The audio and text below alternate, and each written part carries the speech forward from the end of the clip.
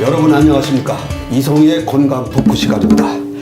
예전에는 관절염을 나이 들면 자연히 알게 되는 세월의 질병으로 여겨왔지만 요즘은 점차 발병 연대가 낮아지고 있어 젊은 사람들도 방심할 수 없는 상황입니다.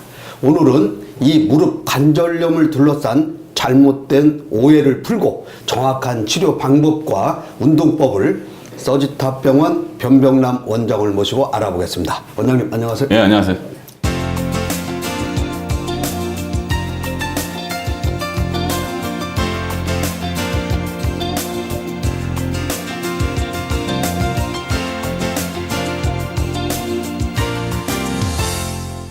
원장님 요즘 그 날씨가 많이 풀려서인지 이제 날 좋다고 갑자기 안 하던 뭐 운동이나 또 등산하시다가 무릎 관절증, 관절염에 이제 걸리신 분들이 많다고 하는데요. 네. 무릎 관절염 뭐 원인은 어디에 있다고 봅니까? 뭐 다양한 원인이 있겠는데요. 사실 아기들, 어른들, 그리고 청년, 이게 나이대별로 이제 무릎 아픈 통증이 다르겠죠. 근데 오래 사용하다 보면 무릎 주변에 싸고 있는 인대나 무릎 안쪽에 있는 전방 십자인대, 후방 십자인대 그런 것이 반복적 사용에 의해서 약해지죠. 근데 그런 과정에서 무리한 운동, 산행, 뭐 스포츠 있죠. 날씨가 풀리니까 축구나 야구 그런 것 등의 운동 활동을 하면서 무리가 가기 때문에 생기는 통증이고요. 관절염이라는 건 자체는 그 자체 무릎 안쪽에 어떤 염증이 있는 건데 우리 흔하게 말하면 퇴행성 관절염도 있죠. 네. 가장 흔한 게 그거지만 젊은 사람한테도 관절염은 생기죠. 그 자체가 활액막에서 생기는 거냐, 세균성이냐, 아니면 우리 흔하게 말하는 류마티스 자체에서 생기는 경우도 있고요. 통풍. 우리 이제 통풍 환자분들 무릎에 이제 문제가 많이 생기죠. 통풍. 예, 통풍에도 너무 이제 관절염이라고 치면 너무 많은 요소가 무릎에서 발생할 수 있죠. 근데 뭐 이거라 딱 하고 확정적으로 얘기할 수 있는 부분은 없죠. 너무 많아요. 그러면 무릎 관절염의 종류가 많다는 얘기죠? 그렇죠. 그러면 우리가 흔히 관절염 하면은 류마티스 관절염 뭐 이거 네. 얘기 많이 듣거든요. 네. 근데 류마티스 관절염은 뭐 어떤 질환일까요? 이거? 그러니까 류마티스 관절염은 자가 면역 질환이죠. 그러니까 퇴행성 관절염 자체는 우리 무릎을 이루는 뼈의 관절이 손상되면서 그 자체가 염증이 생기는 거고요. 류마티스 관절염은 뼈가 아닌 무릎 주변의 연부 조직, 그러니까 활액막 내에 염증이 생기면서 그 염증이 진행이 되는 경우 뼈에 손상을 주는 거죠. 기전이 반대가 되는 거죠.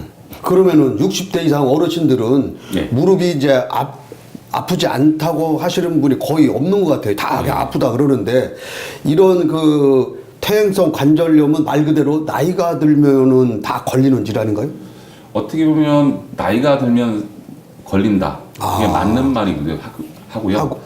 대개의 경우는 초기에 유년 시절에 아니면 어떤 외상을 입은 경우 있죠. 전방 십자인대가 끊어진다든가 아니면 무릎에 인대가 손상돼서 무릎이 불안정한 경우 더 일찍 나이가 먹기보다도 한 40대 후반부터 50대 초반에도 퇴행성 관절염이 올 수 있죠.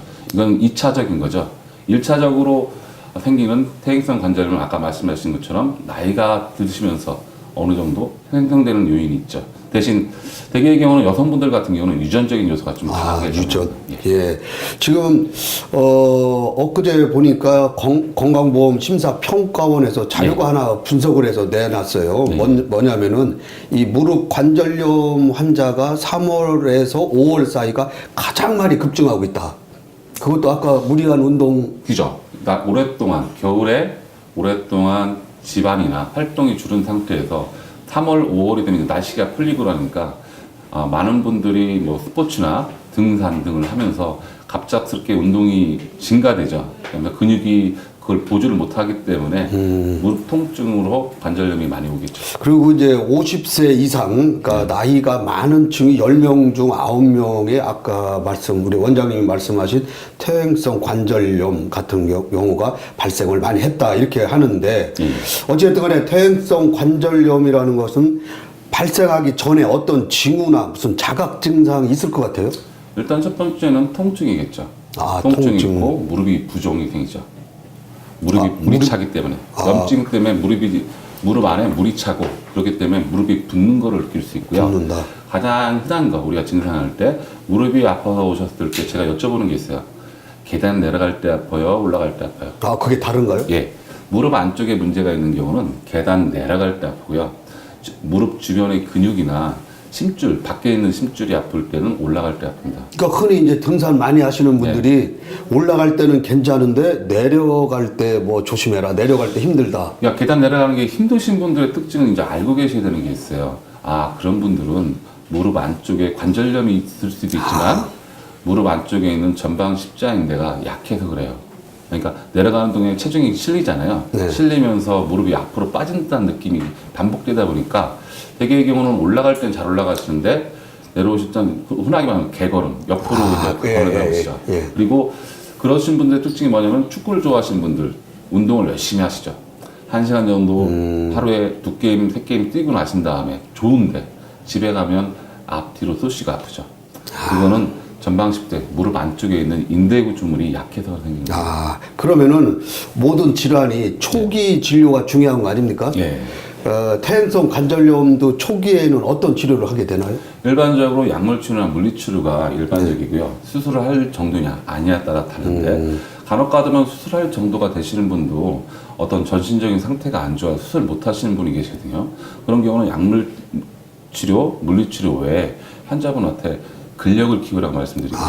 그래. 나이가 드셨는데 어떻게 근력을 키우냐고 하시는 분이 있어요. 근데 이제 대체로 대퇴부와 종아리에 있는 근육을 강화시켜놓으면 무릎 통증이 많이 줄죠. 그러면 이제 뭐 걷기라든지 뭐 다른 운동을 해야 된다는 얘기입니까? 그런 거는 걸으면 더 아프잖아요. 더 걸어가지고 근력이 좋아지는 건 맞는데요. 그 기간이 너무 길고 또 걷는 것 자체만으로 아프신데 또 걸으려시는 분은 없거든요. 그래서 웨이트, 그러니까 헬스클럽 같은 데서 근력 운동을 하는 근력 운동. 체중을 안 싣는 운동이 있어요.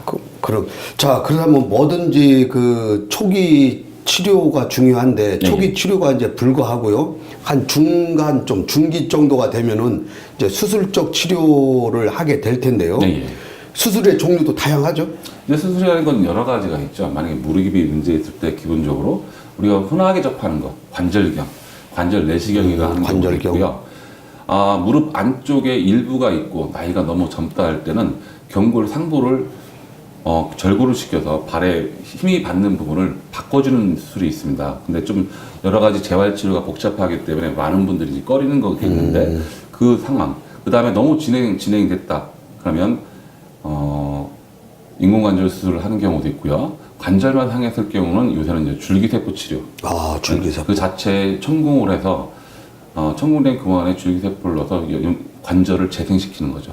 일반적으로 과거에 다발성 천궁 수술을 해가지고 관절 표면을 덮는 치료는 원래 순수한 자기 관절의 30%도 안 되는데 요새 나온 줄기세포 치료는 원래 고유한 관절 성분의 70%까지 복원을 하기 때문에요. 효과가 괜찮습니다. 단지 비쌉니다. 가격이 좀 비싸군요. 자, 원장님께서는 제가 오늘 이 방송을 하기 전에 이 소문이 아주 자자하던데 무슨 소문이냐면요. 무릎 관절염에 대해서 인공관절 치환술을 많이 하신다고 들었어요. 그 부분은 뭐 굉장히 유명하다고 그랬는데 인공관절 치환술은 어떤 수술법인가요? 아까 말씀드린 것처럼 무릎에서 할 수 있는 마지막 단계 수술이라고 볼 수 있고요. 다른 관절면을 금속이나 그 대체물로 전환시키는 거죠. 앞에 보이는 저 사진처럼 그 원래 고유한 무릎 형태를 놔두고요. 저 금속성의 물질을 넣고 그 표면을 대체시켜 주는 거죠. 그러면은 이제 나이가 많이 드신 분, 고령이신 분들은 이제 그분들이 아까 나이가 많을수록 관절염이 많다고 그랬는데 고령 환자 같은 경우는 수술이 좀 어려운가요? 아무래도? 일반적으로 무릎 인공관절이라는 게 있잖아요. 어르신들을 위해서 하는 수술이거든요. 만약에 그런 자체가 문제가 많다 그러면 아마 제가 알기로도 우리나라에서 해마다 인공관절 수술을 하시는 분이 몇십만 명에서 20만 명이 30만 명 정도 되는 걸로 알고 있거든요. 그 많은 분들이 수술하는 이유는 노인분들이라고 해서 어려운 건 아니라는 거죠. 노인분들을 위해서 만들어진 수술이기 때문에 급성으로 심장이나 뇌질환, 어떤 수술을 못한, 기본적인 수술을 못한 질환이 계신 분이 아니면 누구나 받을 수 있는 수술. 그러니까 나이 많이 너무 고령이라 그래가지고 뭐 수술을 기피하고 이럴 필요는 없다. 있죠. 네, 그런데 과거처럼 옛날에는 70살 평균 연령이 70이었는데 요새는 80세, 100세 시대잖아요. 네네. 그래서 과거에는 60대 후반에 인공관절 수술하신 분이 많았는데요. 최근에 한 10년 동안에 70대 중반 보통이 평균이고요. 80 넘어서 하시는 분도 많습니다. 그렇죠. 왜냐하면 이제 80 넘으면은 이제 무슨 뭐 80 넘어서 수술을 해 그냥 살지 뭐 이렇게 네. 이제 이렇게 얘기하는데 수술을 해야 된다. 예. 좋으신 말씀이네요. 그럼 원장님 이 수술을 하게 되면 효과가 이제 아마 오래 가는 게 좋은 거 아닙니까? 예, 예. 이제? 그럼 인공관절의 그 수명은 어느 정도나 되나요? 보통 과거에 15년, 잘 쓰시는 경우는 20년이라고 말씀드리는데요. 이 자체는 갈수록 더 좋아지겠죠. 앞으로는요? 예. 그럼 관절염 수술을 받은 이후에는 어떤 운동이 좀 필요합니까? 기본적으로 물리치료나 뭐 일반 보존적 통증을 조절하는 거 외에는 사실은 과거에도 그렇고 지금도 그렇고 저희 같은 경우는 특별한 치료는 하지 않고요. 계속 걸으라고 말씀드리죠. 걸으라고. 네. 사실 구부러지는 것 자체는 시간이 지나면 어느 정도 해결되거든요. 그러니까 걸어서 근력만 키우시면 크게 문제가 없다는 거죠. 그러면은 항상 뭐 그렇듯이 그 예방이 가장 중요한 거 아닙니까? 예, 예. 어떤 질병이든 간에. 근데 평소에 그럼 어떤 습관을 유지해야 이 무릎 관절염을 예방할 수 있을까요? 가장 예방법. 중요한 거죠. 아까도 말씀한 것처럼 근력을 키우는 건데 우리는 이제 직립보행을 하지 않습니까? 그렇죠. 네발동물이 아니기 네, 네. 때문에 그렇기 때문에 앞에 있는 대퇴 타두근에 전방에 보이는 근육이 많이 커져 있는데요.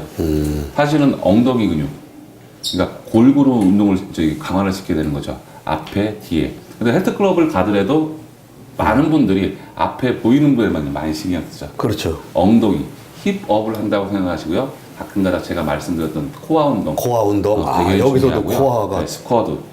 네, 그런 운동을 많이 하면 뒤에 있는 근육이 강화되죠. 종아리를 키우는 거. 그러니까 앞뒤에 있는 근육이 다 발달되어 계신 분들은 절대 무릎 때문에 고생을 하시지 않죠. 그러면은 이 뭐랄까요? 그 집에서 타는 그 바이크라 예, 그러나요? 예. 이렇게 왜 자전거. 예. 그것도 괜찮겠네요, 그럼. 자전거 자체를 이제 환자분들한테는 권하지는 않습니다. 왜냐하면 자전거의 높이에 따라서 오히려 무릎을 더 손상시키는 경우가 있거든요. 아프게 하고. 그렇기 때문에 적정한 높이에서 이루어지는 바이크는 상당히 좋은 거라고 볼 수 있죠. 그러면 수영 같은 건 어떻습니까? 그 자체가 체중을 실지 않고 근력을 키우는 거기 때문에 적극 권장하는 거죠. 그러시구나. 자, 오늘은 우리 무릎 관절염에 대한 증상, 원인, 치료법, 예방까지 쭉 알아봤습니다. 자, 오늘도 서지탑병원 변병남 원장님과 같이 말씀 나눴습니다. 예, 고맙습니다. 고맙습니다. 예.